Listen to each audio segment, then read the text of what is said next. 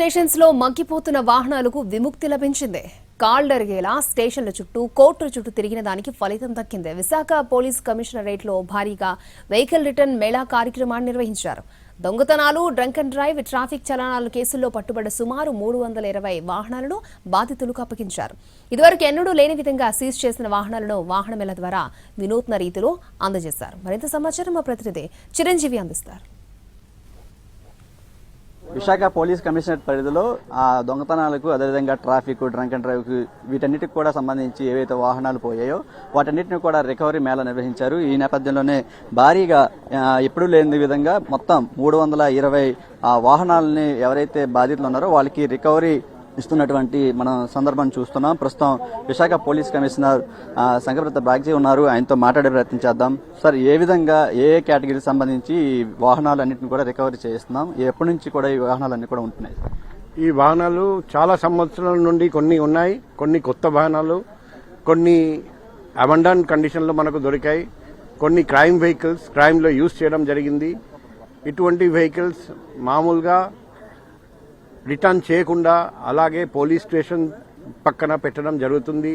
తర్వాత వానాల్లో తడిసి ఎండలో డ్యామేజ్ అయ్యి మళ్ళీ స్క్రాప్ మెటీరియల్గా మారిపోతుంది. సో మేము వైజాగ్ సిటీ పోలీస్ తరఫున ఎక్కడ లేని విధంగా మొట్టమొదటిసారిగా లాస్ట్ టైం ఫిబ్రవరి 19వ తేదీ ఫస్ట్ వెహికల్ రిటర్న్ మేళా పెట్టేసి 222 వెహికల్స్ రిటర్న్ చేశాము. ఇది రెండో విడత. ఈరోజు 320 మంది ఓనర్స్ని గుర్తించి వాళ్ళను పిలిపించి వాళ్ళు ఊహించని విధంగా వాళ్లకు వాళ్ళ వెహికల్స్ ఇవ్వడం జరుగుతుంది. వాళ్ళు కూడా ఈ స్టెప్స్ వల్ల చాలా ఆనందం వ్యక్తం చేస్తున్నారండి. మనం ఇలాగే ప్రతి వెహికల్ సాధనంత వరకు ఓనర్ని గుర్తించి వాళ్ళను రిటర్న్ చేయడానికి ప్రోగ్రామ్ పెడతాము. ఫ్యూచర్ లో కూడా ఇది కంటిన్యూ చేస్తాం. చాలా వరకు ఈ డ్రంక్ అండ్ డ్రైవ్ కేసులు అవ్వచ్చు, లేదంటే ఈ చలానా కేసు సంబంధించి సంబంధిత పోలీస్ స్టేషన్లో అలా వాహనాలు ఉండిపోతున్నాయి. 20,000, 30,000 చలానాలు కూడా ఉంటున్నాయి. అటువంటి వాటికి ఏమైనా మినహాయింపు ఇచ్చి రికవరీ కండక్ట్ చేసే అవకాశం ఉందా నెక్స్ట్ విడతలో?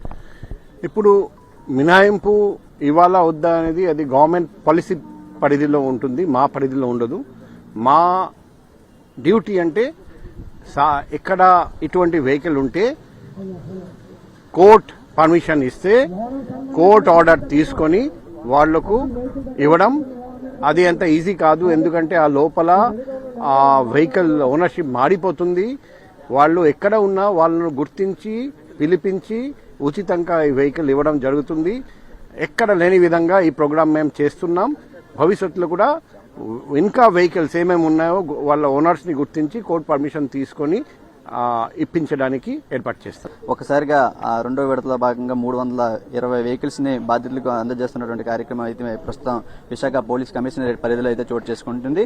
అయితే ఎవరైనా సరే వాహనాలను పోగొట్టుకుంటే వాళ్ళకి సంబంధించి ఫిర్యాదు ఇచ్చిన తర్వాత పోలీసులు సంబంధిత పోలీస్ స్టేషన్ పరిధిలో కేసు నమోదు చేసుకుని దర్యాప్తు చేసి వాహనాలను తిరిగిస్తున్నటువంటి పరిస్థితి విశాఖలో చోటు చేసుకుంటుంది. కెమెరామెన్ సురేష్తో చిరంజీవి, ఎన్టీవీ, విశాఖ నుంచి.